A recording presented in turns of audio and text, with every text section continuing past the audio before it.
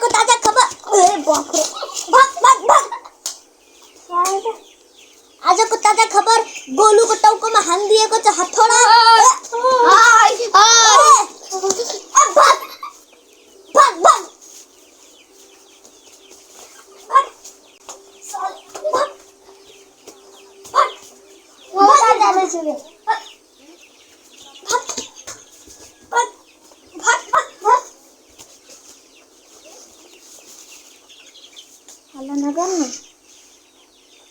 Hello दर्शक बिन आजको ताजा खबर गोलुको टाउकोमा हानिदिएको छ रमलले हथौडा थियो प्लास्टिकको भित्र त ढुङ्गा अनि त्यहाँबाट टाउको फुटिहाल्यो।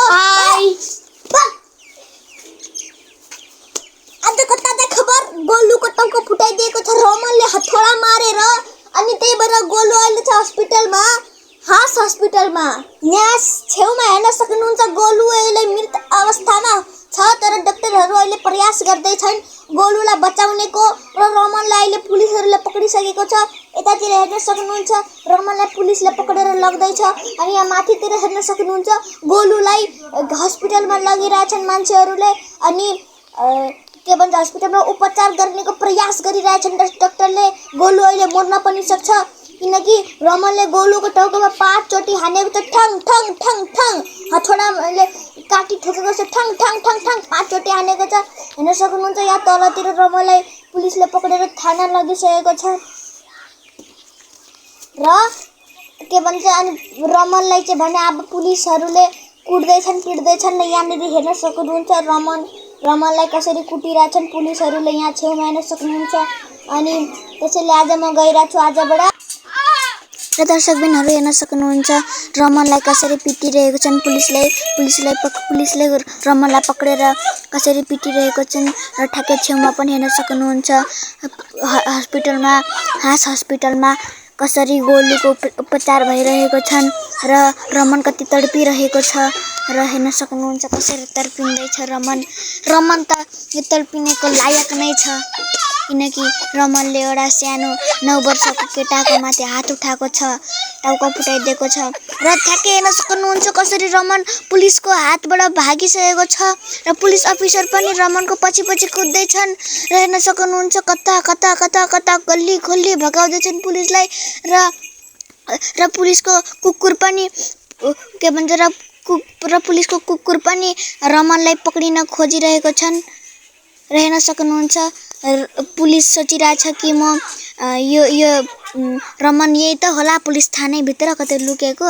तबसम्म म हतखडी लिएर त्यसलाई पक्रिहाल्छु। तर के थाहा पुलिस अफिसरलाई कि उ त कहिले अघि नै पुलिस थानाको बाहिर भागिसकेको छ। हेर्न सक्नुहुन्छ सरलाई जानकारी थिएन, त्यही भएर ऊ अहिले फेरि एक राउन्ड लगाएर आउनुभएको छ र अब दिमाग आयो सरलाई कि ऊ बाहिर भाग्न पनि सकेको हुन्छ र सरको कुकुरले भने पत्ता लगाइसकेको थियो, त्यही भएर सरले थाहा पाउनुभयो र हेर्न सक्नुहुन्छ कसरी रमन जेलमा बसेको थियो कि कतिखेर पुलिस आउँछ र पक्रिन्छ भनेर र फेरि दबोची हाल्नुभएको छ, एक लात्ती हान्नुभयो पुलिस अफिसरले रमनलाई र रमनले भन्दैछ सर माफ गरिदिनुहोस् तर मलाई लाग्दैन कि सर यसको कामको लागि यसलाई माफ गरिदिनुहुन्छ र हेर्न सक्नुहुन्छ कसरी हतकडी बान्दैछन् र अगाडिबाट खोल्छ भनेर पछाडिबाट बान्दिँदैछन् र उसको डगीले पनि उसको सरको हेल्प गरिदिँदैछन् र यसरी हेर्न सक्नुहुन्छ कसरी हतकडी बानिरहेको छन् हातमा र बान्दै धेरै टाइम बितिसक्यो र ठ्याक्कै यसरी छेउमा हेर्न सक्नुहुन्छ कसरी सिबिआर दिँदैछन् डाक्टरले गोलुलाई, त्यही पनि गोलु उठिरहेको छैन अनि हल्का मात्रै हल्लिरहेको छन् जस्तो कि कोमामा छन् भनेर र हेर्न सक्नुहुन्छ ठ्याक्कै छेउमा रमनलाई कसरी पक्रिरहेको छन् र रमनले त्यही पनि भनिरहेछ कि सर मलाई माफ गरिदिनु, मबाट गल्ती भइहाल्यो, आजको लागि मलाई माफ गरिदिनु। तर मलाई लाग्दैन कि यो सरले यसको यो कुराको लागि माफ गरिदिनुहुन्छ, त्यही भएर माफै नगर्नु पनि राम्रै कुरा हो तर माफ गरिदिनु सरको नराम्रो कुरा मानिन्छ, त्यही भएर माफ गर्नुहुन सरले। र हेर्न सक्नुहुन्छ यहाँ ठ्याक्कै छेउमा कसरी झट्का दिनेको तयारीमा छन् हस्पिटलमा।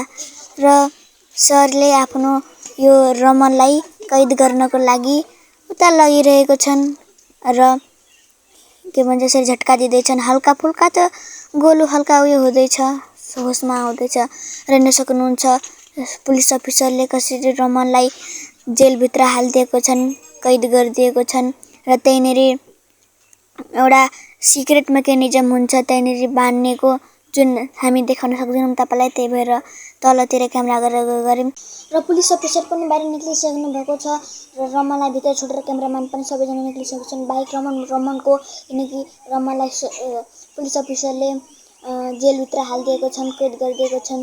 र अब हेरौँ के हुन्छ रमनसित भोलिको न्युजमा, कि उसले आफ्नो गल्ती कबुल गरेर सबैको अगाडि आफ्नो गल्ती कबुल गरेर ऊ के भन्छ जेलबाट छुटकारा पाउँछ, कि आफ्नो गल्ती कबुल नगरिकन ऊ 5 वर्षको सजाय काट्छ जेलभित्र।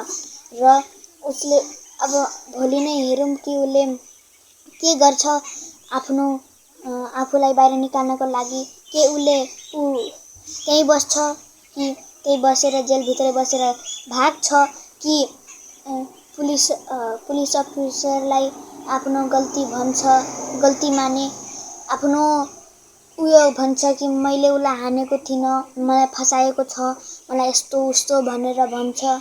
र अब हेरौँ त्यही आफ्नो वकिल लाउँछ, के गर्छ, कोर्टमा लड्छ, त्यो चाहिँ हेरौँ भोलिको न्युजमा।